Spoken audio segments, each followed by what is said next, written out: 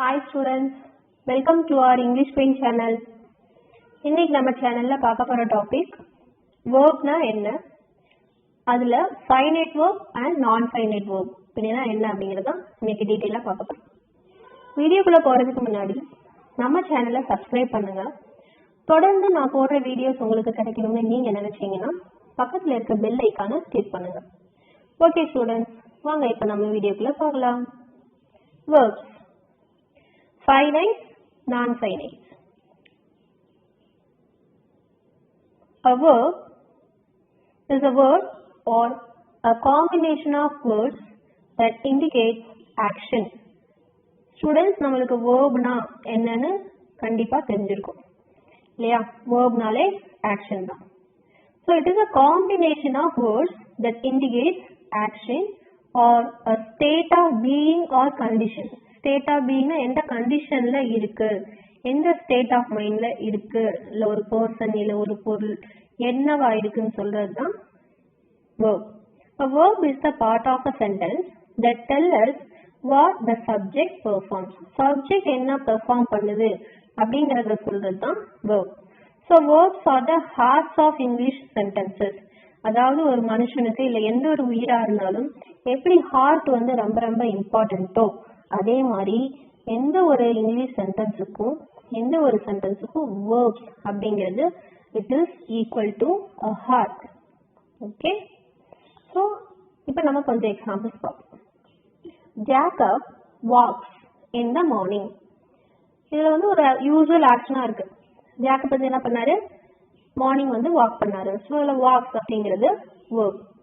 Mike is going to school. Here Mike அப்படிங்கிறது name தான். Going to school அப்படிங்கிறது condition of action. இது just continuous ஆக்ஷன்ல இருக்கு. அவர் ஸ்கூலுக்கு போயிட்டு இருக்காரு அப்படிங்கிறது வரும். ஃபர்ஸ்ட் ஒன் வந்து சிம்பிள் ப்ரெசன்ட்ல இருக்கு, அவ்வளவுதான். Albert does not like to walk. இது வந்து ஒரு நெகட்டிவ் ஆக்ஷன். டஸ் நாட் லைக்ங்கிறது இங்க வேர்பு. ஸோ இது வந்து ஒரு நெகட்டிவ் ஆக்ஷனா இருக்கு. எதனால நம்ம நெகட்டிவ் சொல்லணும்னா நாட் அப்படிங்கிற அந்த வேர்டு யூஸ் பண்ணிட்டா அதை நம்ம நெகட்டிவ் அப்படின்னு தான் சொல்லுவோம். ஸோ இங்க வந்து இது ஒரு நெகட்டிவ் ஆக்ஷனா இருக்கு. இதுவும் ஒரு ஆக்ஷன் தான், but it is in negative form. Alika is a good girl. இது வந்து ஸ்டேட் ஆஃப் பீயிங். அவங்க எப்படிப்பட்டவங்க, அவங்க ஒரு குட் கேர்ள். இதை வந்து நம்ம ஸ்டேட் ஆஃப் பீயிங்ல சொல்லலாம். So these are the examples for the verbs. So verbs are related to a lot of other factors. என்னென்ன ஃபேக்டர்ஸ் எல்லாம் அதை ரிலேட் பண்ணி இருக்கு? Verbs are related to the subject. It is related to the person, and it is related to the number, tense, mood, and voice. So verbs எல்லாமே இதை relate பண்ணி தான் இருக்கு. So இப்போ நம்ம டைப்ஸ் ஆஃப் verbs என்னன்னு பார்த்துக்கலாம். So we have different types of verbs. Finite verbs, non-finite verbs, action verbs, linking verb, auxiliary verb, and modal verb. So these are the types of verbs. So today we are going to see only finite verbs and non-finite verbs. So இப்போ finite verbs அப்படின்னா என்னன்னு பார்த்துக்கலாம். A finite verb shows tense. So tenseல past tense and present tense இருக்கு இல்லையா, அந்த tense forms finite verb சொல்லும். It shows number, அதாவது singular, plural, என்ன நம்பர்ல இருக்கு அப்படிங்கறத சொல்லும். Next, person. personல I, you, it இத பத்தி அது சொல்லும். Okay, so we'll see it is often the main verb of a sentence. So finite verb அப்படிங்கிறது it is the main verb of a sentence and can be changed according to the subject. subject பொறுத்து அந்த verb வந்து மாறிக்கிட்டே இருக்கும். So it can change its form. That means the finite verb can change its form according to the subject. subject singular இருந்தது அப்படின்னா verbம் singular மாறும். subject plural இருந்தது அப்படின்னா verbம் plural மாறும். He is a teacher. இப்போ heங்கிறது singular subject இல்லையா, so அதனால is அப்படிங்கிறது இங்க மெயின் வேர்பா இருக்கு. அதாவது பி ஃபார்ம் வேர்ப்லயே வந்து மெயின் வேர்ப்ஸ் இருக்கு இல்லையா, மெயின் வேர்பா அது யூஸ் ஆகும். So he is a teacher அப்படிங்கிறதுல is the main verb. So இது வந்து நம்மளுக்கு இந்த சென்டென்ஸ்ல வந்து according to the subject it is changed. So இப்போ நம்ம they, ஹீக்கு பதிலாக நம்ம ப்ளூரல் ஃபார்ம் போடுறோம்னு வச்சுக்கோங்க, they or teachers. ஸோ இங்க தேங்கிற ப்ளூரல் சப்ஜெக்ட்டுக்கு தகுந்த மாதிரி வேர்ப் வந்து என்னவா எடுத்துக்கிச்சு, are அப்படிங்கறத எடுத்துட்டு. So according to the subject it will change its form. எது? The finite verb. The finite verb will change its form according to the subject. So there you should be very clear. So we'll see some examples. He promised me to send a letter. So இங்க promised அப்படிங்கிறது finite verb. Okay, finite verb அப்படிங்கிறது ஒரு முடிஞ்ச action தான், இல்ல நார்மலா ஒரு verb. ஒரு verb தான் நம்ம finite verb சொல்றோம். அது எந்த டென்ஸ்ல வேணா இருக்கலாம். Okay, so he loves to eat popcorn. Here loves is a verb. It's a finite verb. I waited for him. The past tense இருக்கு, but here it is also a finite verb. I waited for him to come. Next, the postman distributed all the letters but one.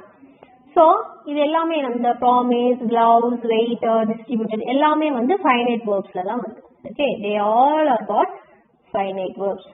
Now we'll move on to non-finite verbs. What are the non-finite verbs and what is a non-finite verb? They do not indicate tense, person or number. Non-finite verbs வந்து எப்பவுமே வந்து tense-ஐயும் சொல்லாது, person பத்தியும் சொல்லாது, number பத்தியும் சொல்லாது. They never use as the main verb. அது வந்து எப்பவுமே ஒரு main verb இருக்காது, main action இருக்காது. And they do not act as a verb. அது வந்து ஒரு verb-ஆவும் act பண்ணாது.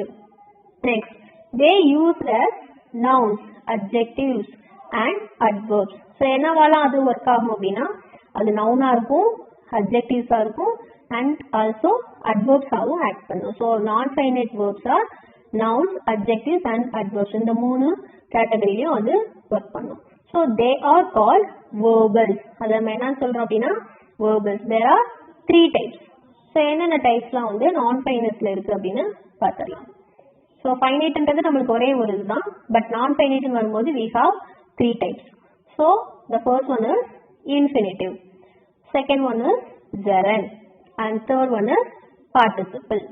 So participles அப்படிங்கிறது வந்து it become a finite verb when they take auxiliary verbs. அதாவது participleல வந்து நம்ம ing form of the verb சொல்றோம் இல்லையா, so அந்த past tenseலாம் நம்ம யூஸ் பண்றோம் இல்லையா, அதெல்லாமே வந்து participles-ல வந்துரும். present participle அந்த past participle வரும்போது auxiliary verbs யூஸ் பண்ணும்போது he is writing அந்த மாதிரி வரும்போது அது வந்து present participle-ஆ வந்துரும். பட் இங்க வந்து வேற மீனிங் எடுக்கணும். நம்ம இங்க பார்ட்டிசிபிள் வந்து நம்மளுக்கு அட்ஜெக்டிவ்ஸா தான் ஒர்க் ஆகும். நான்-ஃபைனன்ஸை பொறுத்த வரைக்கும் ப்ரெசன்ட் பார்ட்டிசிபிளா இருந்தாலும் சரி, பாஸ்ட் பார்ட்டிசிபிளா இருந்தாலும் சரி, அது அட்ஜெக்டிவ்ஸா தான் ஒர்க் பண்ணும். ஸோ அதை நம்ம எக்ஸாம்பிள்ஸ் பார்க்கும்போது உங்களுக்கு கண்டிப்பா புரியும். Now the first one is infinitives. Infinitives, how to find out infinitives in a sentence? It forms 2 plus verb. 2 plus verb இருந்தது அப்படின்னா it is a infinitive. And gerund. Gerund எப்படி ஃபார்ம் பண்றோம் அப்படின்னா verb plus ing. verb ஓட ing சேர்த்து இருந்தோம் அப்படின்னா அது வந்து gerund-ஆ வரும். ஸோ அந்த gerund அப்படிங்கிறது வந்து it's a place of subject. சப்ஜெக்டோட பிளேஸ்ல தான் அந்த gerund வந்து நம்ம எப்பவுமே யூஸ் பண்ணுவோம். Example, swimming is a good exercise அப்படின்னு சொல்லலாம் இல்லையா. இப்ப ஸ்விம்மிங் அப்படின்னா he is swimming அப்படின்னு வரும்போது அது ஆக்ஷனா வந்துடும். But swimming is a good exercise சொல்லும் போது இந்த ஸ்விம்மிங் அப்படிங்கிறது சப்ஜெக்டா இருக்கு இல்லையா. So it is a gerund. Okay, இப்போ ஃபர்ஸ்ட் ஒனுக்கு இப்போ 2 அப்ளை பண்ணி இன்ஃபினிட்டிவா சொல்லலாம். I like to swim. இங்க லைக்ன்றது வெர்ப் இல்லையா, ஃபைனைட் வெர்ப். டு ஸ்விம் அப்படிங்கிறது நம்மளுக்கு இங்க இன்ஃபினிட்டிவ்ஸ் ஆயிடும். Okay, next participle. பார்ட்டிசிபிள்ஸ் நான் சொன்னேன் இல்லையா, present participle and past participle. So இதுல it is work as an adjectives in non finite verbs. So non finite வெர்ப்ஸ்ல இது வந்து அட்ஜெக்டிவ்ஸ் தான் ஒர்க் ஆகுது. So let's see one by one. Infinitives-னா என்ன? An infinitive is a verb in its base form. இது வந்து base form பார்க்கும்போது இது வந்து அதோட verb form தான். So it is often preceded by 2. So 2 plus verb அப்படிங்கிறது தான் எங்க infinitive. So an infinitive can function as a noun, adjective and adverb. For example பாருங்க, I love to read. So here loud அப்படிங்கிறது வந்து verb-ஆ இருக்கு, finite verb-ஆ இருக்கு. So to read அப்படிங்கிறது தான் இங்க infinitive. He was asked to leave the room. So was asked-ங்கிறது இங்க நம்மளுக்கு finite verb-ஆ இருக்கு. Okay, so to leave அப்படிங்கிறது infinitive. So 2 plus verb is the infinitive. Next, gerund. A gerund is formed by adding ing to the verb. Verb கூட நம்ம ing சேர்க்கும் போது அது gerund-ஆ மாறுது. So it functions as a noun. நம்ம சொன்னோம் இல்லையா அப்போ subject ஆ தான் அது work ஆகும். So it is functioning as a noun. And I love reading. இந்த reading அப்படிங்கிறது வந்து it is not a part of a verb.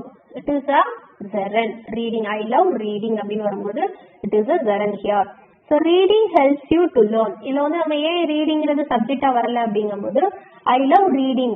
Reading அப்படிங்கிறது இங்க gerund ஆ தான் இருக்காது. இதுல வந்து நம்ம subjective-ஆ எடுக்கும்போது reading is a good practice அந்த மாதிரி சொல்லலாம். So here reading helps you to learn. Here reading is a gerund. Next, participles. Participles are classified into two groups. So நான் சொன்னேன் past participles, present participles. So past participles வந்து found by adding ed to regular verbs. Regular verb ஓட நம்ம ed சேர்க்கும்போது அது past participle இருக்கு. And present participle it is formed by adding ing to the verbs. They act as adjectives. So both past participles and present participles are acted as a adjectives. They are acting as a adjective. So example பாருங்க, the injured man. So the man was rushed to the hospital அப்படி சொல்லலாம். But here the man is described as injured. The injured man. இங்க வந்து past participle work ஆகுது. Next, dancing girls. So dance plus ing இது வந்து present participle. Dancing girls, that's the next to perform. Okay. So இங்க injured அப்படிங்கிறது past participle and dancing girls அப்படிங்கிறது present participle. Okay. We'll see some other examples for all. First one, Alex went abroad to play. So infinitive சொன்னலையா 2 plus verb. So here to play is the infinitive form.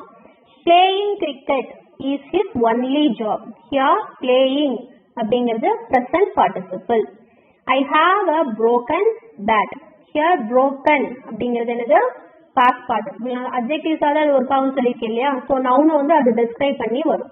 அதனால தான் அது நம்ம past participle, present participle அப்படின்னு சொல்றோம். Okay, adjectives அது work ஆகும். Next, walking is a good habit. So here walking is a gerund. Okay students, இப்போ உங்களுக்கு verbனா என்ன, அதுல finitesனா என்ன, non-finitesனா என்னன்னு கண்டிப்பா உங்களுக்கு புரிஞ்சிருக்கும்னு நினைக்கிறேன். இந்த வீடியோ உங்களுக்கு அண்டர்ஸ்டாண்டபிளா இருக்கு அப்படின்னா நீங்க கண்டிப்பா இதை லைக் பண்ணுங்க, ஷேர் பண்ணுங்க, சப்ஸ்கிரைப் பண்ணுங்க.